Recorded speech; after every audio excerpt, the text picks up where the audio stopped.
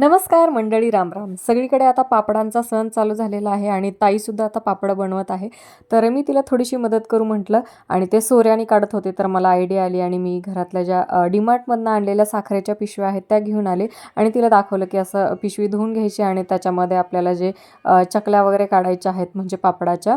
तर इथे ती आता साबुदाणा आणि बटाट्याच्या चकल्या करत आहे उपवासासाठी. तर मी ते पिशवीमध्ये भरलं आणि तिला असं दाखवलं आणि नंतर मग मुलींना हे इतकं आवडलं की त्यांनी करायचं ठरवलं आणि मग मी बसून त्यांना मस्तपैकी भरून दिले आणि त्या तिघींनी मिळून ते पिशवीमधून सगळे पापडं टाकून घेतले. तर मुलींनी वेगवेगळ्या आकारांमध्ये टाकलेले, थोडे आकार बिघडलेले आहेत पण मजा आली कारण त्यांना पण ते छान वाटलं.